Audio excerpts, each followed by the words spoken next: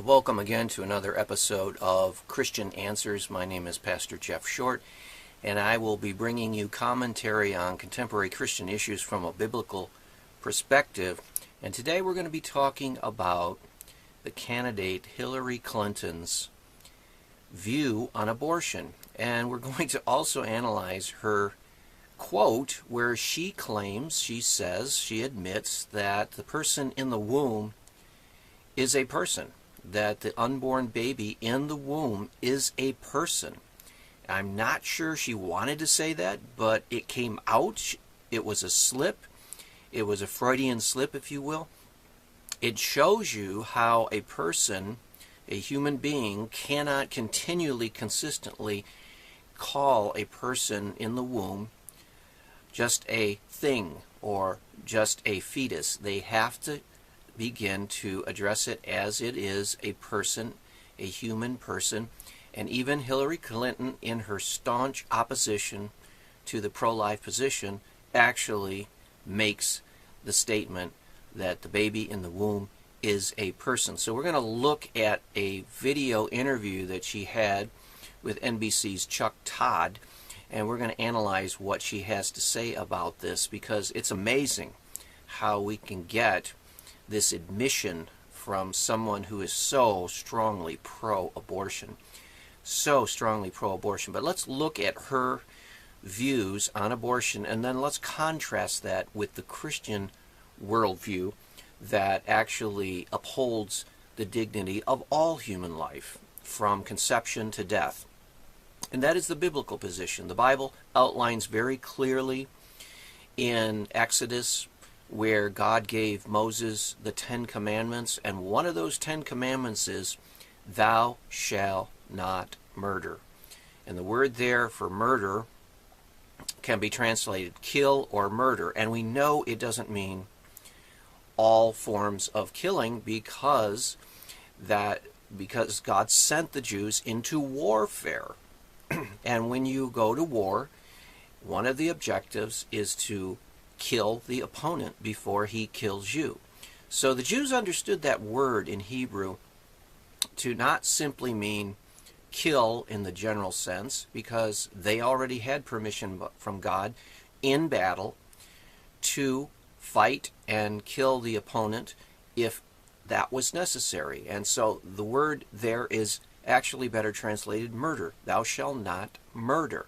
Or in other words, the unjust taking of a human life.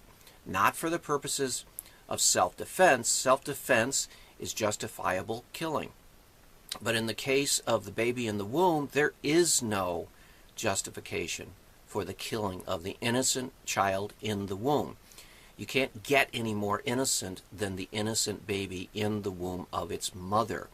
And there is no justification for taking the life of that innocent child. And so the Hebrews understood that the prohibition against murder applied to everyone. It applied to even children, and it applies also to the baby in the womb. And so we see this consistently in the Christian era. We see this in the Bible. We see this in Christian history. Abortion was known in the first century. It was practiced in the first century, and Christians stood against it in the first century, and they have all throughout history. So the long biblical and Christian tradition is that the baby in the womb is a human person, unique, made in the image of God. You cannot take that life. That's murder.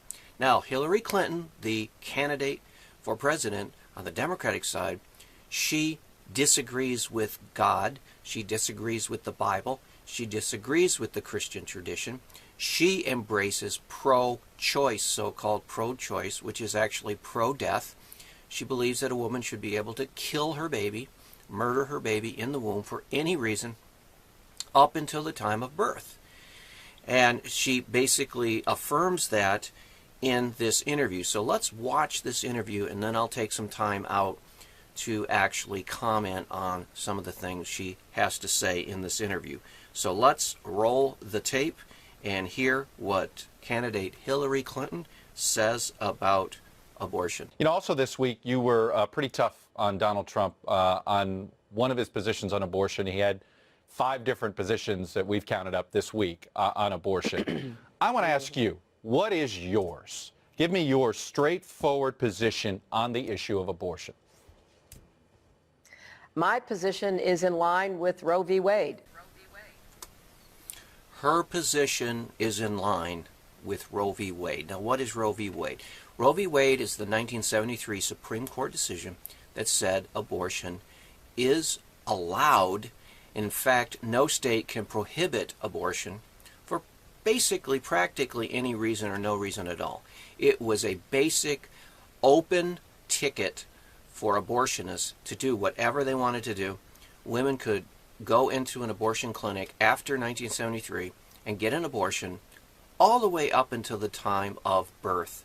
Now, it gets more complicated up into late-term abortions, but all they have to do is have a doctor say that it's somehow or other threatening to their health, or that it's somehow threatening to their psychological health or mental health, or all kinds of different qualifications. So basically, 1973 opened the path for states for allowing abortion for any or no reason at all. Carte blanche ticket to murder the unborn with no legal punishment.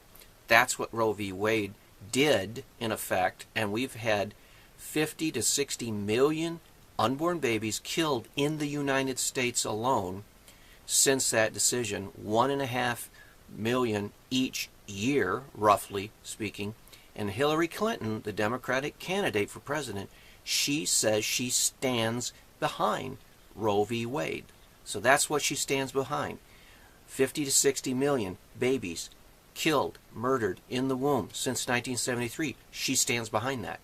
She stands behind that decision that opened the floodgates of death for the unborn. So let's go on and see what else she has to say. That women have a constitutional right to make these most intimate and personal and difficult decisions based on their conscience, their faith, their family, their doctor, and that it is something that really goes to the core of privacy. So she sees Roe v. Wade as a protection for women, the right that a woman would have to take the life of her child. She wants to maintain that right. She believes that women should have the right to murder their baby in the womb. She believes that women need to have that right for health reasons or mental health reasons or for whatever reason. She also believes that after the woman consults with her doctor and her religious leaders and her friends, or it could be that the woman doesn't consult with any of those things. She just wants to have an abortion. She doesn't want her baby. And so she believes, Hillary Clinton believes, that a woman should have the right to walk into an abortion clinic and get an abortion for any or no reason at all. That's what she just said. That's what she believes. And she is committed to upholding that atrocious Roe v. Wade decision no matter what. And that's clearly what she stands for. And I want to maintain that constitutional protection under Roe v. Wade. As you know, there is room for reasonable kinds of restrictions after a certain point in time. I think the life, the health of the mother are clear, and those should be included even as one moves on in pregnancy. When or if doesn't... So I've had the same position for many years. Yes, she has had the same position for many years. She keeps talking about the health of the mother. That should be a reason. But the problem is, it doesn't have to be the health of the mother. The mother can be in perfectly good health. The mother can be in perfectly good mental health. The mother can be in perfectly good physical health. There can be no threat to her physically or mentally or emotionally or anything. And under the current Roe v. Wade decision, the woman can have an abortion for really any reason or for no reason. She has a total universal right under the Roe v. Wade ruling of the Supreme Court in 1973 to have that abortion, and no one can do anything about it. And that's what Hillary Clinton wants to keep.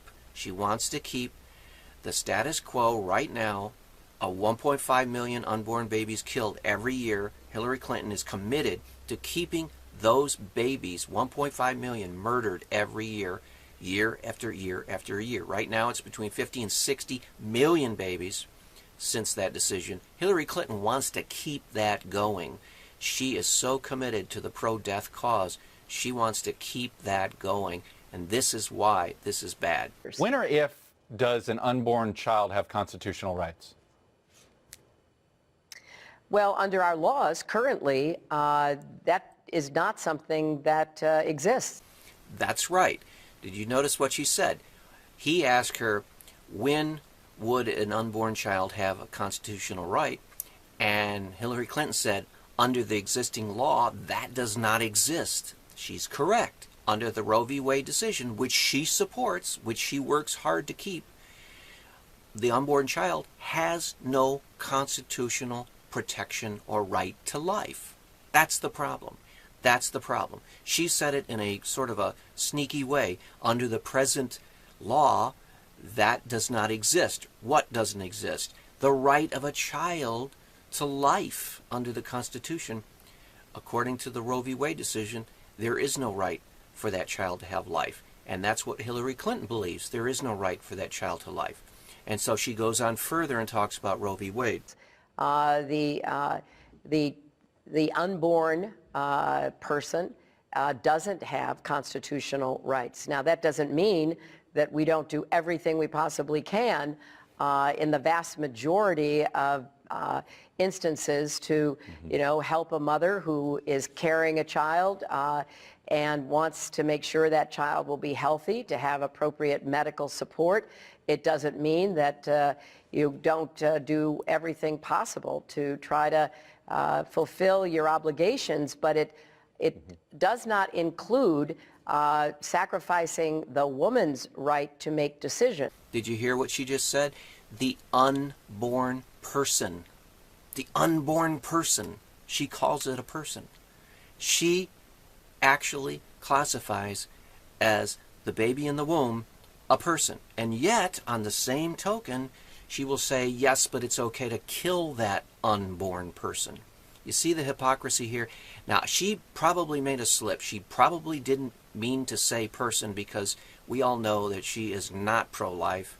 She doesn't favor ending Roe v. Wade. She does not favor protecting human life in the womb. But she called the unborn baby a person.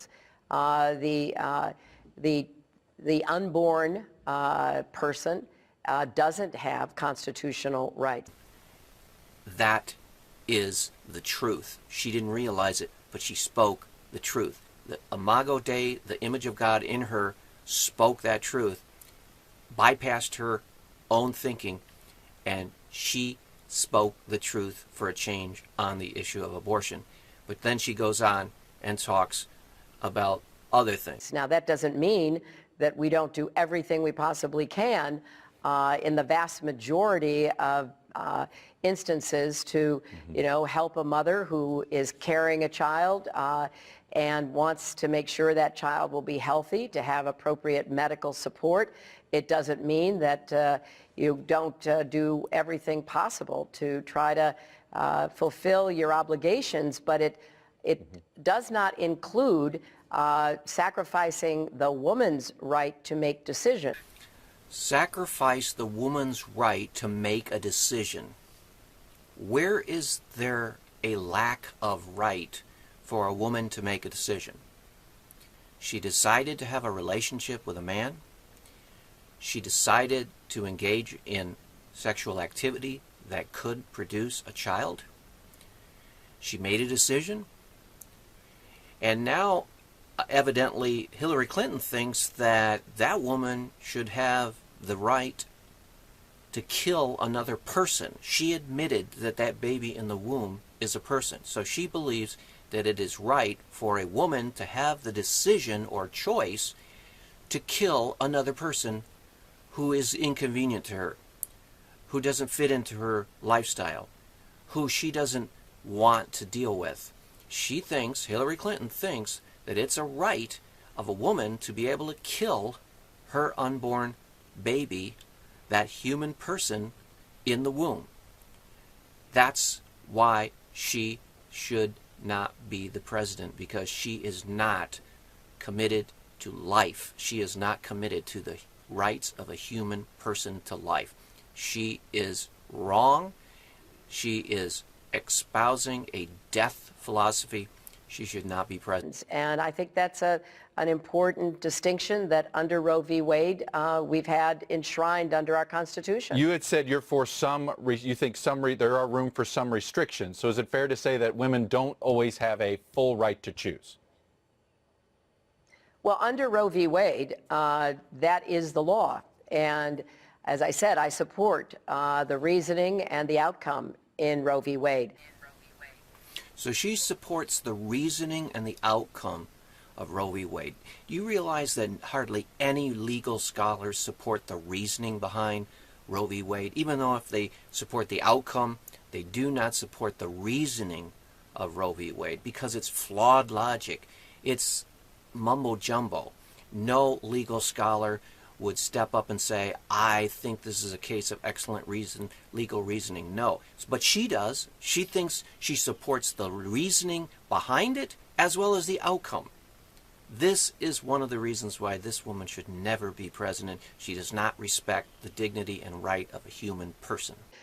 So in the third trimester of pregnancy, there is room for looking at the life and the health of the mother. Now, most people, not all Republicans, not all conservatives even agree with the life of the mother, but most do.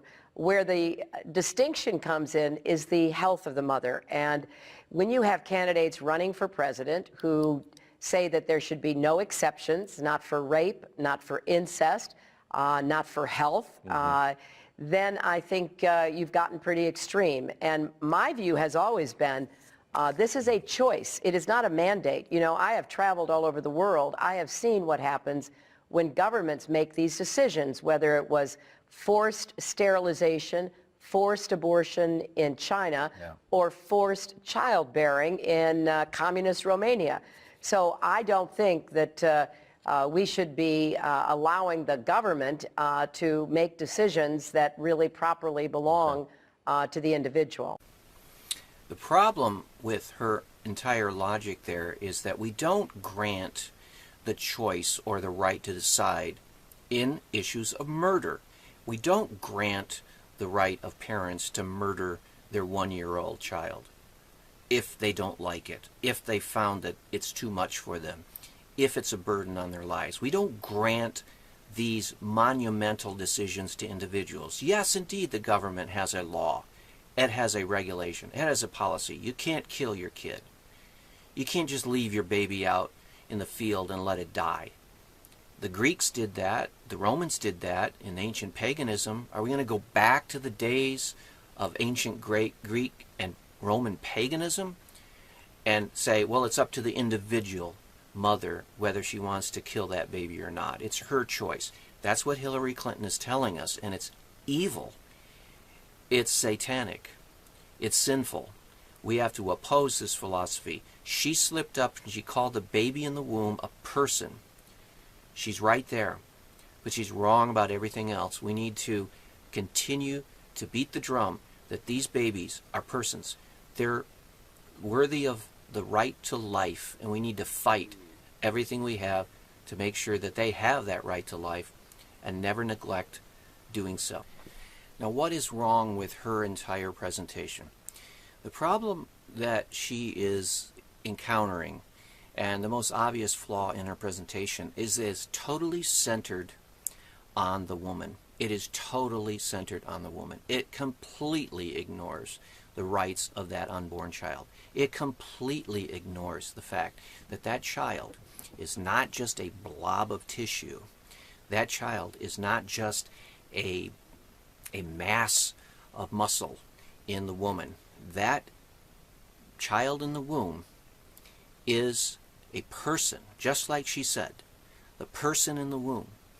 It is a unique individual. It is made in the image of God just as much as any one of us, as much as Hillary Clinton or anyone else in the whole world is made in the image of God. This baby in the womb is made in the image of God.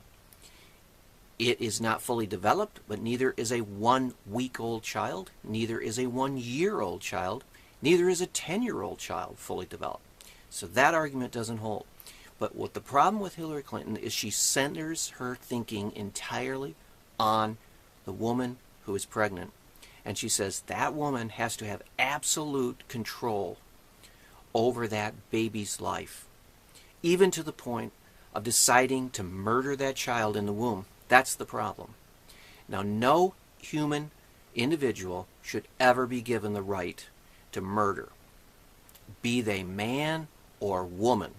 Under no circumstances should an individual in a civilized government, society, be allowed to have the right to choose to murder an innocent person. And that is what's taking place today under Roe v. Wade. That's what Hillary Clinton wants to preserve. She wants Roe v. Wade to continue. She wants to support Roe v. Wade. She wants to clear out all these laws that individual states are trying to restrict Roe v. Wade. She wants to do away with all of that. Everything is centered on the pregnant woman. Nothing is given concern for the unborn child, according to Hillary Clinton. And she talks about, well, you know, toward the end of life, Roe v. Wade does have some kind of regulation. That's wrong. You can find an abortionist who will perform a late-term abortion even up until a day before birth, up until an hour before birth.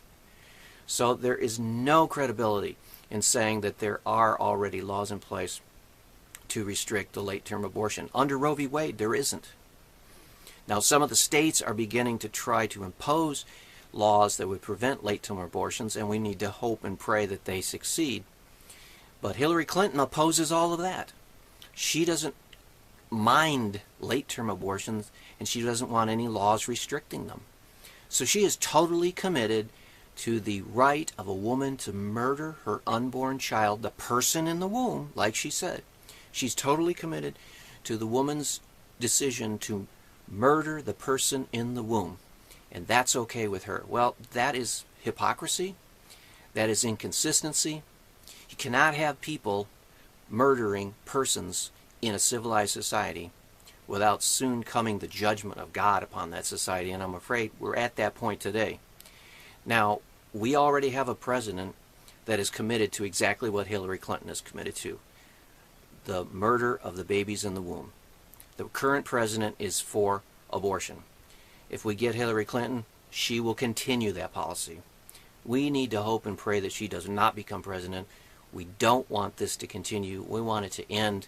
And I ask of you to pray and work to try to end abortion. We've got to do it, or else this civilization is doomed.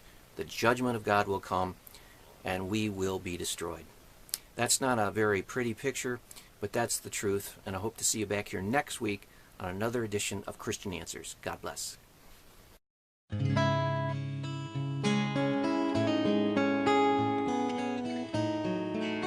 Hello, friends. This is Phil Kagi here, and I'm glad to be with you.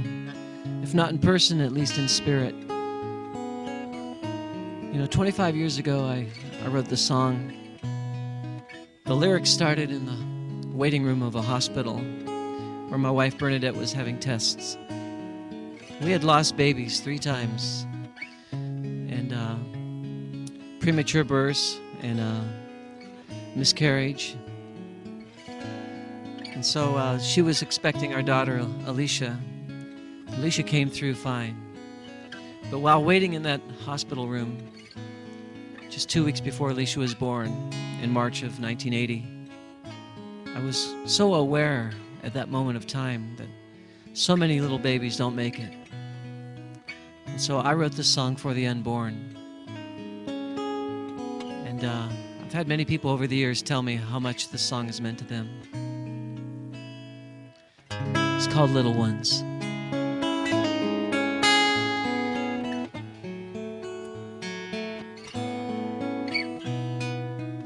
Who will speak up for the little ones, helpless and half abandoned?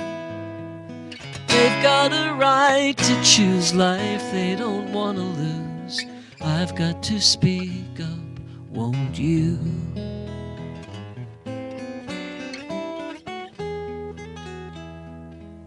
Equal rights, equal time for the unborn children. Their precious lives are on the line. Well, how can we be rid of them? Passing laws, passing out bills and new amendments. Pay the cost and turn about and face these young defendants. Who will speak up for the little ones, helpless and half abandoned? They've got a right to choose life they don't want to lose. I've got to speak up, won't you?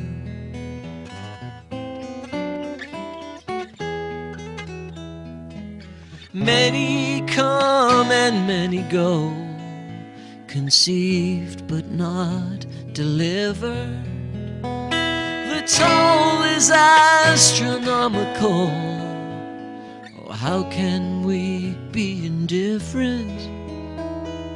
Little hands, little feet, tears for him who made you. Should all on earth forsake you now, yet he'll never forsake you. Who will speak up for those little ones, helpless and half abandoned? They've got a right to choose life they don't want to lose. I've got to speak up, won't you?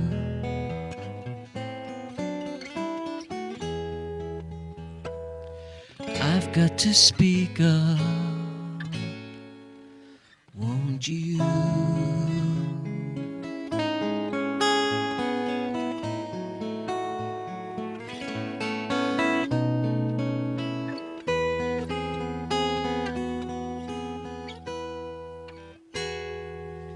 God bless you. Thank you.